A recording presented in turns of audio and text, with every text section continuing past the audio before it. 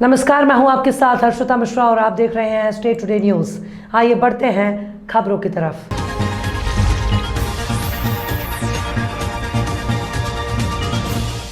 Police अधीक्षक रायसेन विकास Kumar shovel और अतिरिक्त पुलिस अधीक्षक अमृत मीणा के दिशा निर्देशन में इन दिनों संपूर्ण रायसेन जिले में सुरक्षा सप्ताह और यातायात जन जागरूकता संबंधी विशेष अभियान चलाया जा रहा है। सड़क सुरक्षा सप्ताह मनाने का मूल उद्देश्य वाहन चालकों को यातायात नियमों की जानकारी दी और सड़क दुर्घटनाओं में कमी लाना, ताकि यातायात जन जागरूकता के अभाव में होने वाली सड़क दुर्घटनाओं में कमी आ सके।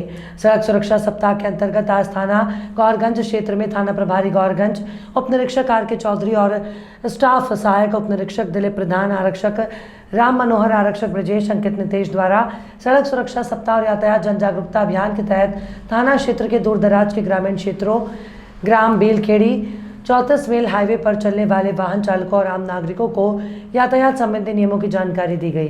शासकीय उत्कृष्ट विद्यालय और Sardar Patel CM rise school Shahjahanpur की छात्राओं को मध्य प्रदेश शासन की योजना के तहत समारोह पूर्वक साइकिल वितरित की गई। उत्कृष्ट विद्यालय में आयोजित कार्यक्रम में अतिथि के रूप में नगर पालिका उपाध्यक्ष संतोष जोशी, दिनेश शर्मा, भाजपा जिला मीडिया प्रभारी विजय जोशी, विक्रम कुशवाहा आदि मंचासीन थे। वहीं अध्यक्षता प्राचार्य विजया सक्सेना ने की। इस मौके पर अतिथियों ने कहा कि बेटियां पढ़ें और आगे बढ़ें, इसको लेकर प्रदेश सरकार ने कई योजनाएं संचालित की हैं। इनमें से ही एक योजना निःशुल्क साइकिल वितरण योजना है। इस योजना का उद्देश्य है कि बेटियां बिना किसी बाधा के शिक्षण संस्था तक आसानी से पहुंच सकें। कार्यक्रम के बाद अतिथियों ने साइकिल वितरित की।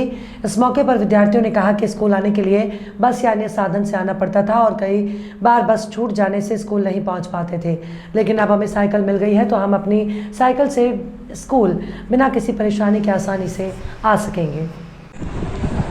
आज उत्कृष्ट विद्यालय और सीएम राइज विद्यालय दोनों की संयुक्त रूप से निःशुल्क साइकिल वितरण जो प्रशासन की योजना है, उसके तहत यहाँ पर सीएम राइज की 56 साइकिल और उत्कृष्ट विद्यालय की 59 साइकिलों का वितरण जनप्रतिनिधियों को बुलाकर के किया गया, जिसमें सभी जनप्रतिनिधि उपस्थित थे और साइकिल लेकर के बच्चे बहुत खुश हैं। और अभी तक जो बच्चे साइकिल की नहीं होने से, बस खराब होने से या नहीं होने से लेट आते थे, वो बच्चे अब समय पर स्कूल आ सकेंगे।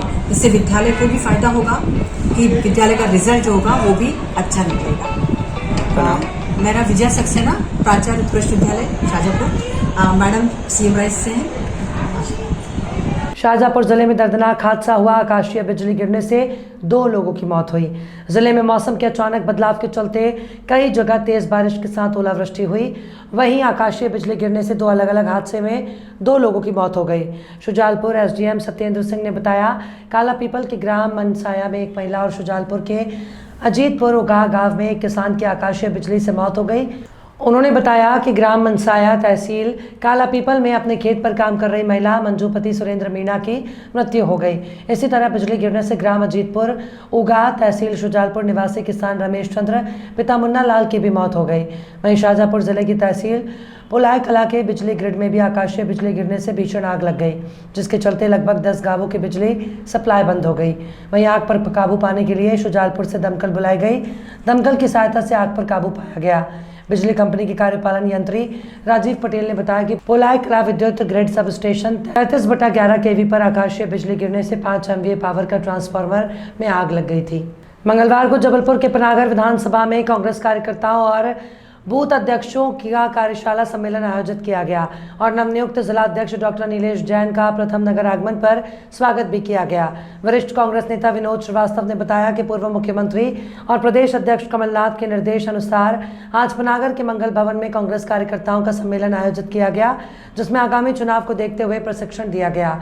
और उन्होंने आरोप लगाया कि मध्य प्रदेश की सरकार सिर्फ झूठे वादे कर रही है। जनता बीजेपी सरकार के शासन द्वारा महंगाई और बेरोजगारी से परेशान है। आने वाले चुनाव में कमलनाथ के नेतृत्व में कांग्रेस की सरकार मध्य प्रदेश में बनेगी। आज हमारे प्रदेश कांग्रेस कमेटी के अध्यक्ष आदरणीय कमलनाथ जी के नेतृत्व में हमारे बूथ प्रबंधन का प्रशिक्षण यहाँ पर हमारे कार्यकर्ताओं को दिया गया और ये बूथ प्रशिक्षण का जो हमारे कार्यकर्ताओं को दिया जा रहा है प्रशिक्षण, इसका मुख्य उद्देश्य है हमारी सरकार बनाना, कांग्रेस की सरकार बनाना। और कांग्रेस की सरकार हमारी तभी बनेगी जब हमारा संगठन मजबूत होगा। आदरणीय कमलनाथ जी की मंशा है कि हमारा कांग्रेस का संगठन मजबूत हो और कांग्रेस के संगठन को मजबूत करने के लिए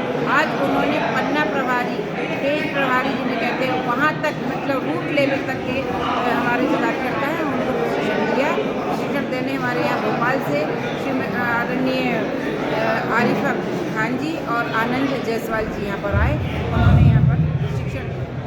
दूसरी चीज़ ये है कि महंगाई की मार से हमारा मध्य प्रदेश पूरा देश जूझ रहा है, जिसकी मैं यहाँ सपोर्ट निंदा करती हूँ और मैं चाहती हूँ मध्य प्रदेश में कांग्रेस की सरकार बने ताकि हमारी गृहिणियों को जो अतिरिक्त बोझ पड़ रहा है महंगाई का वो कम हो सके।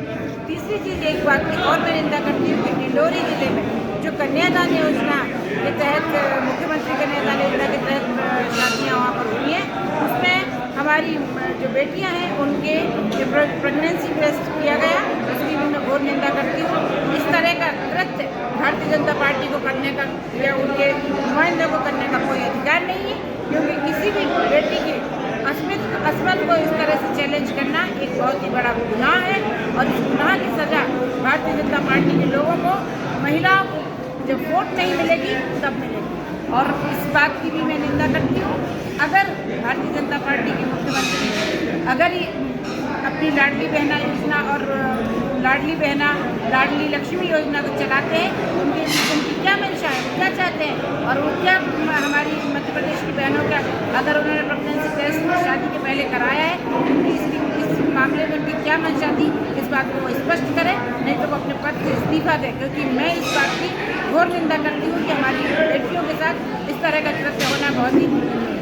नाम बता। श्रीमती विनीता सिंह यादव, प्रदेश महामंत्री महिला कांग्रेस। ये 2023 में कांग्रेस की सरकार बनाने का संकल्प है और उस संकल्प को पूरा करने के लिए कार्यशाला आयोजित की गई है, जहाँ पर हमने अपने BLO ब्लॉक लेवल के जो हमारे एजेंट हैं उनको हम प्रशिक्षण दे रहे हैं माननीय कमलनाथ जी के निर्देश पर। और जैसा कि भारतीय जनता पार्टी की सरकार माताओं को, बहनों को भ्रमित कर रही है, 1000 रुपये देने के नाम पर सड़कों पर खड़ा करके रखा हुआ है, तो हम कमलनाथ जी के द्वारा घोषित कि हर माताओं को बिना किसी शर्त के 1500 रुपये हम पर बहन को देंगे और हर घर में हम जो 500 रुपये में सिलेंडर देंगे। ये महंगाई के खिलाफ एक बहुत बड़ी जंग होगी। किसानों के कर्जे माफ़ करने का जो हमारा पुराना वादा था, अगर हमारी सरकार बनती हम इसको पूरा करेंगे। इस तरह से हम बूथ लेवल पर अपना संदेश पहुंचाने के लिए इस तरह की कार्यशालाओं का आयोजन कर रहे हैं। और अब की बार कमलनाथ सरकार, अब की बार कांग्रेस सरकार 2023 के संकल्प की पूर्ति के लिए ये कार्यशाला का आयोजन हुआ है। कटनी में फैजान अली पिता जावेद अली उम्र 9 साल कब्रिस्तान रोड के नदी के किनारे लाश मिली थी। 2 दिन से लापता फैजान को बहुत ढूंढा गया, लेकिन फैजान का कहीं भी पता नहीं चला। फिर दूसरे दिन नदी के किनारे फैजान की लाश मिली। हालांकि जिस जगह लाश मिली वहां ढूंढने पर वहां कुछ भी नहीं मिला। पहले दूसरे दिन उसी जगह पर फैजान की लाश मिली। फैजान के चेहरे पर और सर पर काफ़ी चोट के निशान थे। मामला हत्या का लग रहा है। पुलिस या जाँच पड़ताल बहुत धीरे चल रही है। सवालिया घेरे में है। 1 हफ्ते से कुछ भी नहीं हुआ। अभी तक फैजान के कातिल पुलिस की पहुंच से दूर है और शायद पुलिस भी उन तक नहीं पहुंच पाई है। फैजान के परिवार वालों ने मोहल्ले वासियों में और अन्य संगठनों में काफ़ी रोष दिखा। फैजान को इंसाफ दिलाने में कल सुभाष चौक पर शाम 7 बजे के अन्य संगठनों ने पुष्प और मोमबत्ती जलाकर अपना दुख प्रकट किया। लोगों ने पुलिस की कार्रवाई से खफा देख अन्य संगठनों में भी रोष दिखा गया। लिहाजा आज भी श्रद्धांजलि का कार्यक्रम मिशन चौक पर रखा गया। अब देखना यह है कि फैजान को कब तक इंसाफ मिलता है या फिर हत्या के आरोपी पुलिस के हाथों से कब तक दूर रहेंगे। दिनांक 20/4/2023 को रात्रि 9 बजे मेरा भतीजा, मेरे छोटे वाले भाई का बेटा मोहम्मद फैज़ान, जो कि करबला रोड पे खदान के पास रहता है, वो 9 बजे रात्रि से अपने घर से लापता हो गया। जानकारी मिलने पर हम लोगों ने वहाँ पर मोहल्ले के जो लोग थे, मोहल्ले वासियों ने काफ़ी उसको तलाश किया और रात भर हम लोग उसको तलाश कर रहे थे, लेकिन वो मिला नहीं। सवेरा हुआ, हम लोगों ने सवेरे भी तलाश किया, लेकिन शाम को 5 बजे गाटर घाट के नीचे जो नदी है उस पर वो मृत पाया गया। पहली नज़र में हम लोगों ने पाया कि उसको संदिग्ध है और उसका किसी ने मारा है, उसका मर्डर किया है। इसके बाद पुलिस को बताया, पुलिस भी पहुंच गई थी, क्योंकि पहले ही दिन हम लोगों ने FIR करवा दिया था उसकी गुमशुदगी की।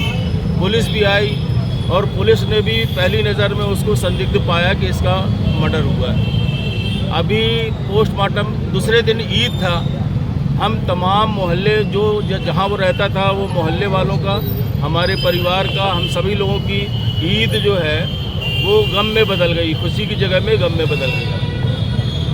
ईद के दिन ही हम लोगों ने उसे सुपुर्द खाक किया और वापस अपने घरों में आ गए। शहर के तमाम लोग जिनको जानते हैं वो सभी उन्होंने अफसोस जाहिर किया।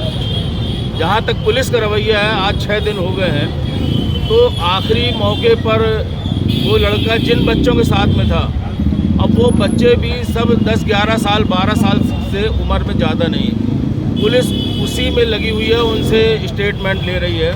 आज चौथा 5वां दिन है, लेकिन उसके आगे जो जांच का दायरा है बढ़ाना चाहिए वो नहीं बढ़ा रही है। उसके लिए हम लोगों को थोड़ा सा गुस्सा भी है और अफसोस भी है। हम पुलिस प्रशासन से भी, जो उच्च पुलिस के अधिकारी हैं, उनसे भी इस मंच के माध्यम से अनुरोध करना चाहेंगे कि जो जांच का दायरा है उसको प्लीज़ बढ़ाया जाए, क्योंकि वहाँ पर जो LNT का काम चल रहा था, LNT के काम में जो कर्मचारी लगे थे, उदाहरण के तौर पर उनका चौकीदार, ड्राइवर और जो गाड़ियाँ वहाँ चल रही थी, वो सब उस दिन से गायब है। और आज की तिथि तक वो व्यक्ति जो वहाँ पर हाजिर थे वो नहीं, उनकी जगह में आज ही कुछ दूसरे कर्मचारियों को लगाया गया। तो हमारा संदेह उनके तरफ भी जाता है कि ऐसा तो नहीं कि LNT के किसी कर्मचारी ने, रात का समय था, 9 बजे रात्रि का समय था, हो सकता है ड्रिंक किए हों और बच्चा छोटा था उसको मार दिया हो। तो पुलिस प्रशासन उसके ऊपर गंभीरता से अगर इसको लेगी तो कोई बहुत बड़ा मामला नहीं है। लाश मिल चुकी है, पोस्टमार्टम रिपोर्ट भी आ चुकी है। नाम क्या आपका? मेरा नाम हुसैन बख्श है। हुई है जो 21/4 को उस बच्चे की लाश मिली, फैजान नाम का बच्चा था। ये बहुत दुखद घटना है और इस घटना को लेकर पूरे समाज में बहुत रोष व्याप्त है। पुलिस का जो रोल होना चाहिए, वो जो अपेक्षा की जा रही है वैसा रोल नहीं है पुलिस का। पुलिस इसमें त्वरित कार्रवाई जैसी करना चाहिए, इसमें छानबीन करना चाहिए।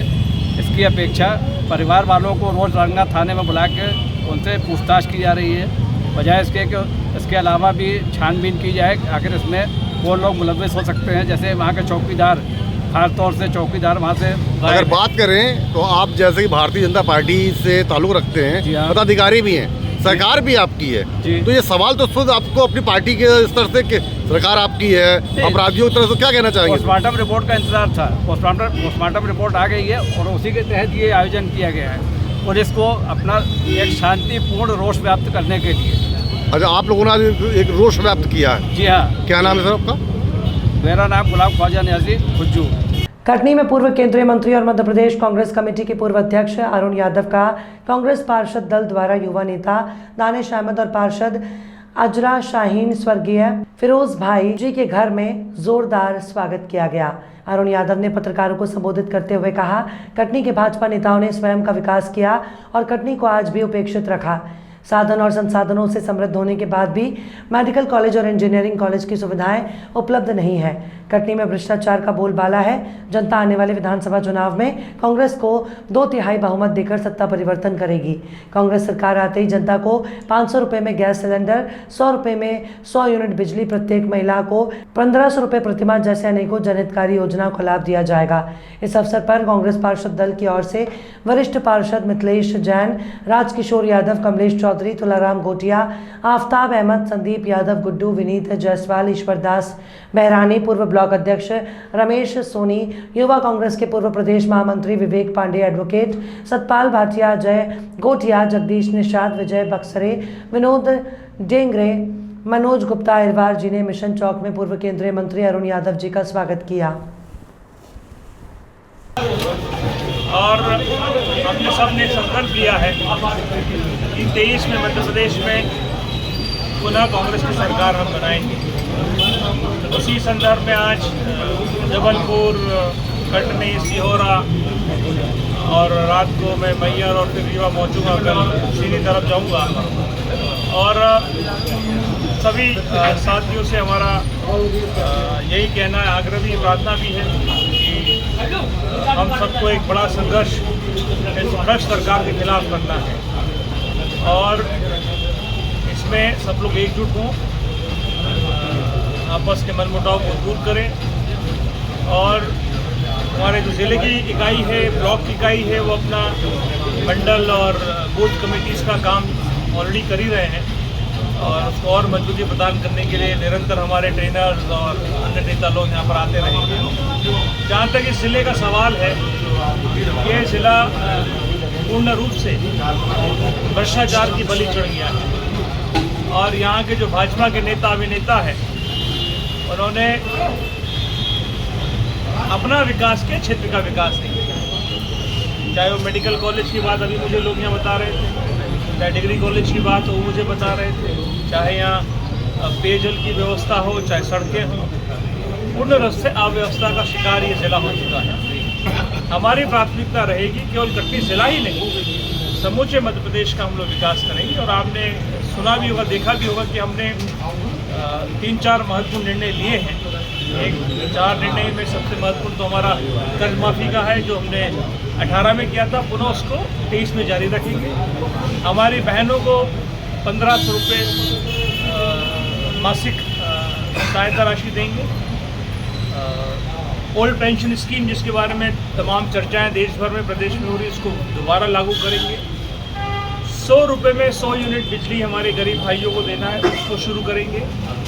ऐसी जो महत्वपूर्ण योजना है, इसको पुनः कांग्रेस पार्टी सरकार में आने पर जारी करेगी। कटनी मेडिकल कॉलेज की अगर बात करें, कांग्रेस सरकार बनती है तो मेडिकल कॉलेज के लिए क्या आपका रहेगा? अगर यहाँ पर डिमांड है तो ज़रूर शुरू करेंगे उसको, ये हमारी प्राथमिकता रहेगी। भारतीय जनता पार्टी के जो प्रभारी मंत्री भी हाल ही में दौरा किए थे, उन्होंने कहा था हम चारों विधानसभा जीत रहे हैं। तो अब 23 में चुनाव में पता चलेगा। 2023 में कांग्रेस के क्या लक्ष्य हैं विधानसभा सीटों को लेकर? अभी बताया मैंने आपको कि हमारा जो हमारे ज़िले की इकाई है, जो प्रदेश की इकाई, वो अपना काम कर रही है और मुझे पूर्ण उम्मीद है कि कटनी नहीं, हम लोग समूचे प्रदेश में 2-3 बहुमत से जीतेंगे। खबरों में फिलहाल इतना ही। और भी खबरों के अपडेट्स के लिए आप देखते रहिए स्टेट टुडे न्यूज़।